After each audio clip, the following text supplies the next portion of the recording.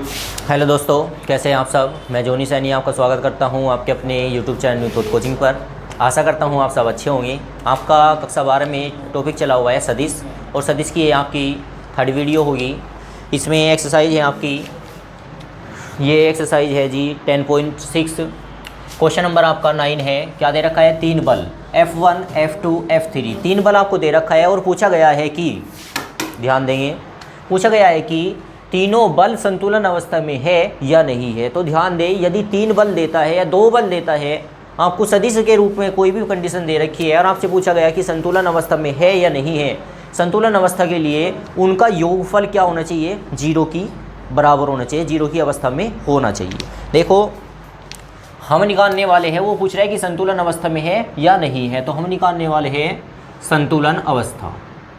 संतुलन अवस्था,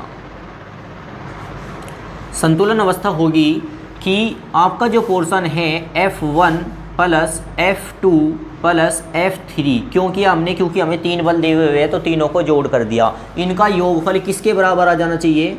0। ये क्या कहलाएगी? इसकी संतुलन अवस्था कहलाएगी। ठीक है, हम इसकी लेफ्ट लेके चले। यदि 0 आ जाता है तो तीनों बल संतुलित अवस्था में है, और यदि 0 नहीं आता है तो ये तीनों बल संतुलित अवस्था में नहीं होंगे। लेके चलेंगे। F1 का मान कितना है भाई आपका? ये F1 के स्थान पे F1 का मान लेके चलेंगे, लेफ्ट लेके चल रहे हैं, लेफ्ट हैंड साइड। ये लिखा 2i प्लस कितना 3j प्लस कितना 4k, प्लस का चिन्ह रहेगा। F2 का मान क्या है भाई? i minus 4j। F3 का मान क्या है? माइनस के 3i प्लस का j और माइनस का 4k। ऐड करने वाले हैं, देखो कैसे। 2i में एक i जोड़ोगे कितना आएगा? 3i, और ऑलरेडी यहाँ पे क्या है? माइनस का 3i है। यहाँ पे लेके चलेंगे j, ये रहा, और कहीं j पे है? देखो, एक 3j ये हो रहा, एक j वो रहा, तो कितना आ जाएगा? 4j हो जाएगा। ऑलरेडी यहाँ पे माइनस का 4j है। k लेके चलेंगे, 4k प्लस का है तो 4k माइनस का भी है। ये देखो, इससे ये कैंसिल हो गया, इससे ये कैंसिल हो गया, इससे ये कैंसिल हो गया, बचा क्या आपका? 0। अतः किसी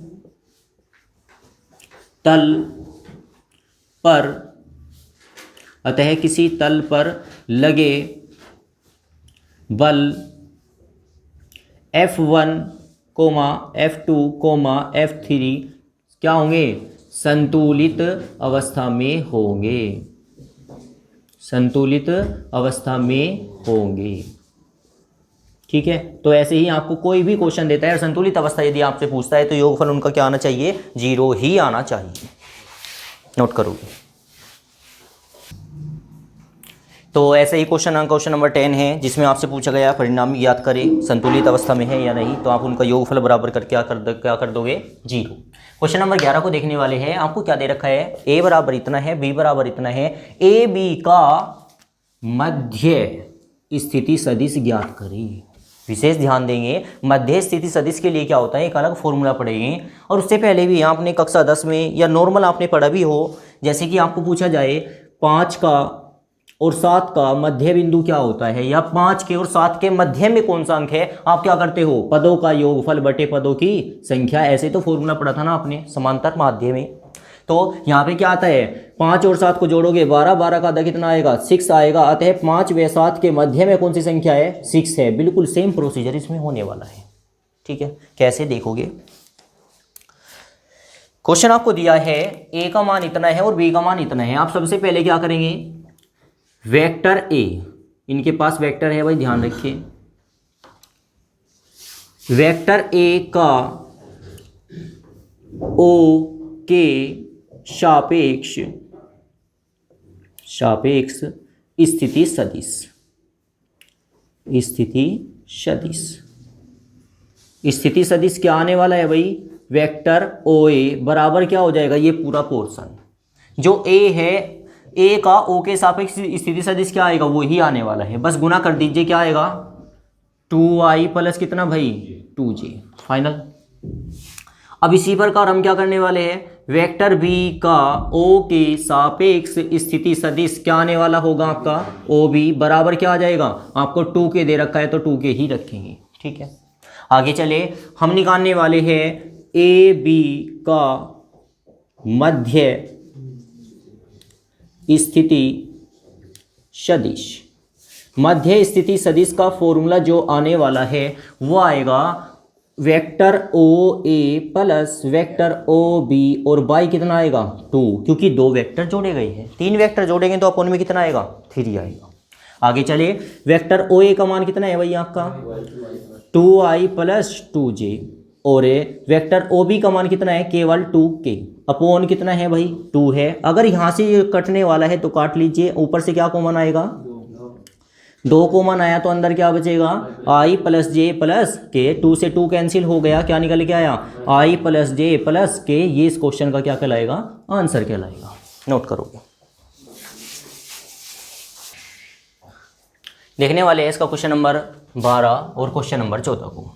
क्वेश्चन नंबर 13 जो है क्वेश्चन नंबर 12 की ही बात ही है, आप कर लेना। क्वेश्चन नंबर फिलहाल देखने वाले हैं क्वेश्चन नंबर 12 को। 12 में आपको एक शब्द दिया कि वेक्टर ए बराबर इतना है, वेक्टर बी बराबर इतना है, तो और बिंदु सी पर इनका जो अनुपात है वो 1:2 है, तो सी पर स्थिति सदिश ज्ञात करें, ये आपका क्वेश्चन है। अब नीचे क्वेश्चन में दिया कि ए बराबर इतना बी बराबर इतना रेखाखंड को बाह्य क्या करता है बाह्य विभाजित करता है। देखो, अगर आपको क्वेश्चन में नहीं दिया गया कि वो अंतः विभाजित करता है या बाह्य विभाजित करता है तो आपको मानना होगा वो अंतः ही विभाजित करता है। लेकिन अगर आपको स्पष्ट रूप से लिखित रूप में दिया हुआ है कि वो बाह्य विभाजित करता है तो बाह्य विभाजित ही होगा। इसमें आपको क्या कहा गया कि बिंदु सी का अनुपात 1:2 है, सी का स्थिति सदिश ज्ञात करें। इसमें न तो अंतः की बात आई है और न ही बाह्य की बात आई है। जिसमें किसी अनुपात में अंतः या बाह्य की बात न आए तो वो अंतः ही माना जाता है, लेकिन अगर लिखित रूप में दे रखा है बाह्य तो बाह्य ही रूप का माना जाएगा। क्लियर? दोनों क्वेश्चन थोड़े से अलग रहेंगे, देखेंगे। सबसे पहले क्वेश्चन को हल करना स्टार्ट करेंगे। वेक्टर ए का बिंदु कौन सा भाई ओ के सापेक्ष स्थिति सदिश क्या निकल के आएगा ओ ए। वेक्टर ओ ए बराबर जो का तो छाप दोगे, क्या लिखोगे 2i प्लस 3j। ऐसे ही हम करने वाले हैं वेक्टर बी का स्थिति सदिश ओ के सापेक्ष, क्या निकल के आएगा वेक्टर ओ बी बराबर क्या होगा 3j प्लस 8k। ठीक है, जो आपको अनुपात दे रखा है उसे आप अनुपात को मान लीजिए m और n। ठीक है, लिखोगे दिया है अनुपात दे रखा आपको m बराबर कितना 1 और n बराबर कितना 2। ठीक है, अब इसके बाद बिंदु सी का स्थिति सदिश किस अनुपात में अंतः अनुपात से, क्योंकि मैंने आपको अभी ही बताया है कि यदि आपको कोई अनुपात नहीं दे रखा है तो कौन सा अनुपात मानोगे आप अंतः अनुपात मानोगे। बस यहाँ पे डीपली थोड़ा सोचने वाली बात है और थोड़ा ध्यान देंगे, बस इसी पे ये क्वेश्चन आधारित है। अंतः अनुपात में आप निकालना चाह रहे हो सी का मान कैसे निकलेगा, यहाँ पे लिखेगा वेक्टर ओ बी और प्लस वेक्टर ओ ए अपोन में इनका अनुपात का योगफल क्या आएगा m प्लस n। इतना क्लियर हुआ? पहले ओ बी आने वाला है, बाद में ओ ए आने वाला है, बीच में प्लस का चिन्ह है, लेकिन इनके साथ में इनका अनुपात अवश्य आएगा। अनुपात पहले क्या रहेगा m, बाद में क्या अनुपात रहेगा n। तो इसी कारण आप पहले ओ बी याद रखोगे और बाद में क्या याद रखोगे ओ ए, क्योंकि ओ बी के पास में पहले वाला अनुपात होगा। कहने का अर्थ क्या है, आपको दो सदिश दे रखे हैं, पहला सदिश दूसरा सदिश, अनुपात भी 2 दे रखे हैं। पहले वाला अनुपात पहले वाले सदिश के पास नहीं होगा, पहले वाला अनुपात दूसरे वाले सदिश के पास होगा। इस बात का विशेष ध्यान रखिए। इसीलिए मैंने यहाँ पे फॉर्मूला भी बताया आपको, ओ बी मतलब दूसरा वेक्टर, अनुपात मतलब पहला। इसी प्रकार ओ ए मतलब पहला वेक्टर, अनुपात कौन सा दूसरा, और अपोन में उनका योगफल। कर देंगे क्वेश्चन को आगे। सी बराबर ओ बी का मान कितना है भाई 3j प्लस 8k, और बाहर से गुना किसकी करने वाले हो आप एक की, क्योंकि गुना में अनुपात एक ओ सॉरी m का अनुपात कितना है 1 और बीच में प्लस का चिन्ह रहेगा। ओ ए का मान कितना है 2i प्लस 3j, और गुना किसके करने वाले हैं n की, n का मान कितना है 2 अपॉन में इनका योगफल क्या होगा भाई 1 प्लस 2। आगे चले गुना करोगे, गुना हो गई, यहाँ पे भी गुना हो गई, जोड़ लीजिए, यहाँ पे होगा 2 दूनी 4, ये तो हो गया 4i, 3 दूनी 6, 6j और 3j कितना होगा भाई 9j।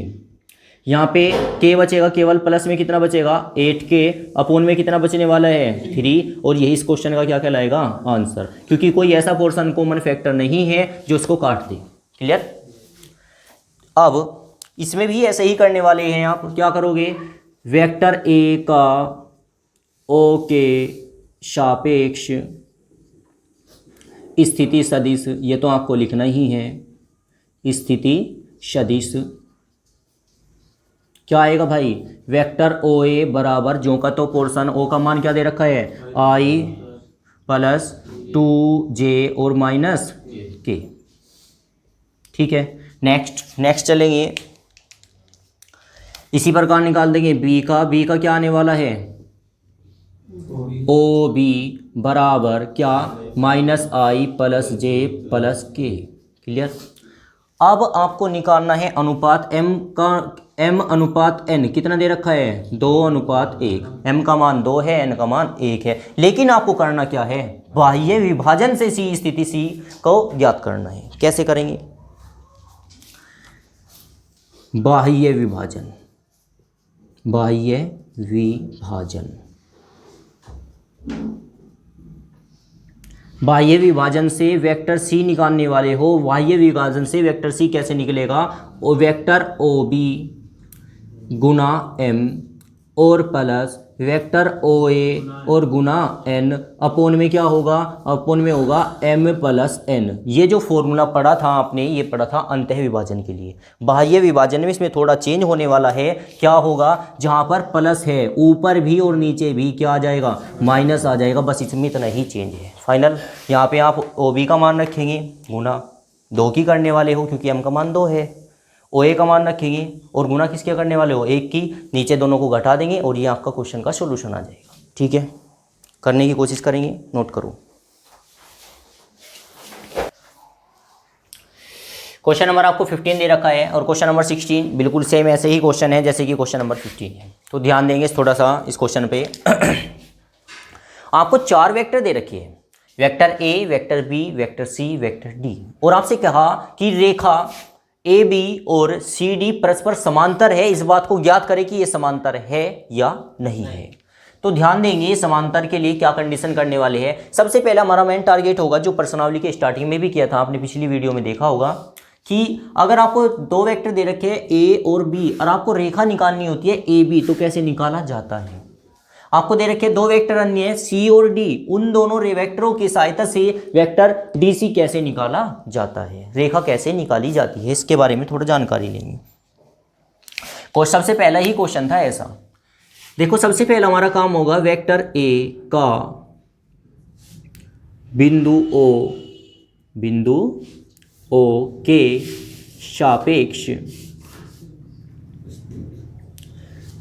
सापेक्ष स्थिति सदिश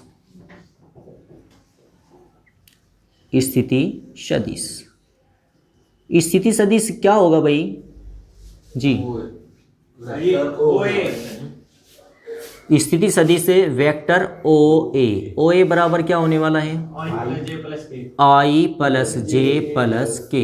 इसी प्रकार हम निकाल देंगे क्या ओ बी, लिख के दोगे ये बात कि वेक्टर बी का ओ के सापेक्ष स्थिति सदिश वेक्टर ओ बी क्या आने वाला है 2i plus 3j, vector O सी क्या आने वाला है 3i plus 5j minus 2k, और ओ डी क्या आने वाला है जी माइनस जे प्लस के। ठीक है, हमें चाहिए रेखा, एक तो रेखा चाहिए कौन सी ए बी, देखो पिछली वीडियो में आपको स्पष्ट रूप से बताया गया था रेखा कैसे निकाली जाएगी, और फिर बता रहा हूँ। अगर आपको रेखा ए बी चाहिए, कोई बताएगा कैसे निकलेगी जी? गुड। बाद वाले पोर्शन को पहले लिखना होता है, क्या होता है? ओ बी, और बीच में माइनस का चिन्ह आता है, और माइनस क्या होता है? ओ ए होता है, ठीक है ना। ए बी निकाल ले हो तो क्या आएगा? ओ बी माइनस ओ ए। अब ओ बी का तो मतलब ओ बी का मान रखेंगे। ओ बी का मान क्या है भाई? ये है, लिखिए 2i प्लस 3j। कोष्ट लगा लेंगे क्योंकि माइनस का चिन्ह है। ओ ए का मान कितना है? तीनों वेक्टरों का ऐड है, i प्लस जे प्लस के। बीच में माइनस का चिन्ह है, सबसे पहले माइनस के चिन्ह को अंदर लेके जाएंगे तो क्या आने वाला है? माइनस का i, माइनस का j और माइनस का k। 2i में से एक i जाएगा, क्या बचेगा? क्या बचेगा? i। 3j में से एक j जाएगा, क्या बचेगा? 2j। और माइनस का क्या बचने वाला है? k। यो आपने क्या निकाल लिया? यो आपने निकाल लिया ए बी वेक्टर, ठीक है। बिल्कुल इसी प्रकार से आपको कौन सा वेक्टर निकालना है? सी डी निकालना है। 20 सी डी निकालना है या डी सी निकालना है, विशेष ध्यान रखेंगे। आपसे पूछा गया है डी सी निकाले तो डी सी ही निकाले। और क्वेश्चन में आपको दिया गया है सी डी तो सी डी निकाले। क्वेश्चन में पूछा गया है सी डी, क्योंकि इस बात में ना थोड़ा फर्क हो जाएगा। एक बार देख लूँ मैं, आपसे पूछा गया है सी डी, ठीक है। सी डी पूछा गया तो सी डी रखे, क्योंकि चेंज हो जाएगा। सी डी का अर्थ होगा ओ डी माइनस ओ सी, ठीक है ना। अब ओ डी की जगह ओ डी जी का मान रखेंगे। ओ डी का मान क्या है भाई?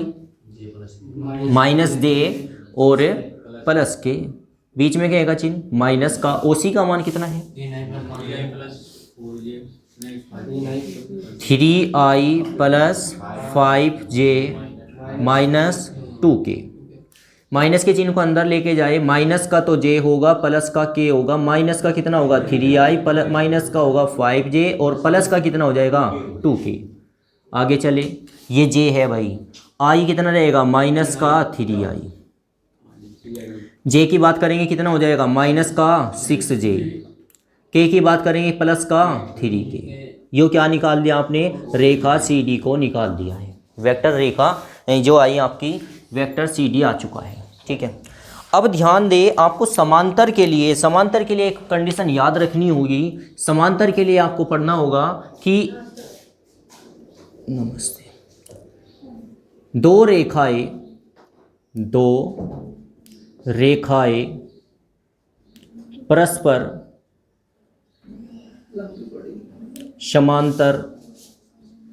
समांतर को इंग्लिश में पैरेलल कहा जाता है। चिन्ह ये रहता है, समांतर होगी नहीं, समांतर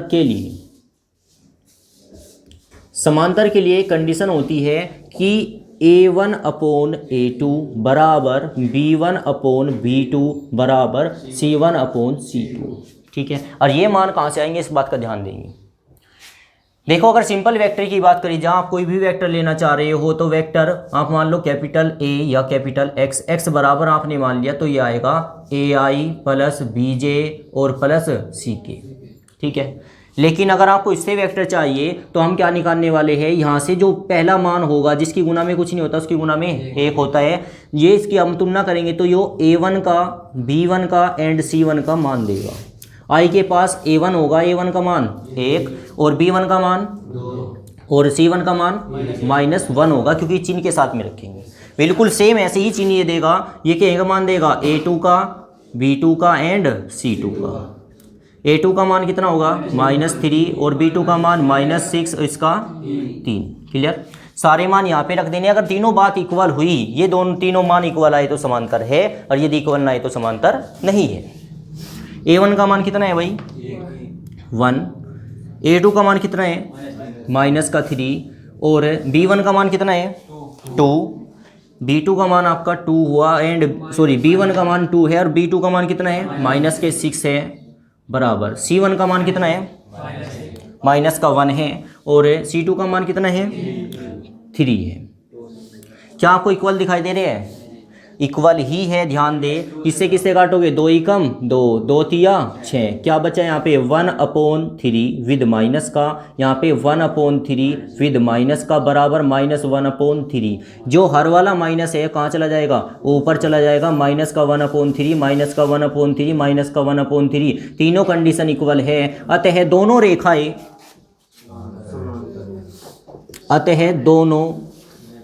रेखाएं जो आपने बनाई है, इन सदिशों से दोनों रेखाएं कौन कौन सी भाई, रेखा AB और CD परस्पर आपस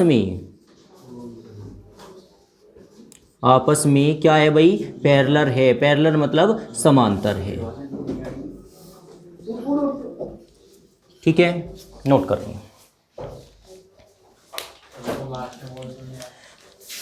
तो ये वीडियो क्रम आपको कैसा लगा, आशा करता हूँ आपको ये क्वेश्चन समझ आ रहे होंगे।